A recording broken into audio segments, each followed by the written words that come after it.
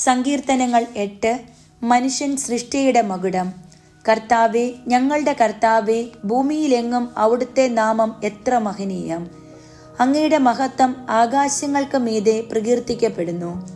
ശത്രുക്കളെയും രക്തദാഹികളെയും നിശബ്ദരാക്കാൻ അവിടുന്ന് ശിശുക്കളുടെയും മുല കുടിക്കുന്ന കുഞ്ഞുങ്ങളുടെയും അധരങ്ങൾ കൊണ്ട് സുശക്തമായ കോട്ട കെട്ടി.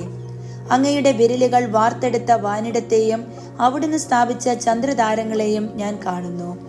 അവിടുത്തെ ചിന്തയിൽ വരാൻ മാത്രം മർത്യന് എന്തു മേന്മയുണ്ട്! അവിടുത്തെ പരിഗണന ലഭിക്കാൻ മനുഷ്യപുത്രന് എന്ത് അർഹതയാണുള്ളത്! എന്നിട്ടും അവിടുന്ന് അവനെ ദൈവദൂതന്മാരെക്കാൾ അല്പം മാത്രം താഴ്ത്തി. മഹത്വവും ബഹുമാനവും കൊണ്ട് അവനെ മകുടമണിയിച്ചു. അങ്ങ് സ്വന്തം കരവേലകൾക്കുമേൽ അവന് ആധിപത്യം നൽകി.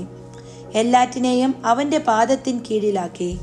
ആടുകളെയും കാളകളെയും വന്യമൃഗങ്ങളെയും ആകാശത്തിലെ പറവകളെയും സമുദ്രത്തിലെ മത്സ്യങ്ങളെയും കടലിൽ സഞ്ചരിക്കുന്ന സകലതിനെയും തന്നെ.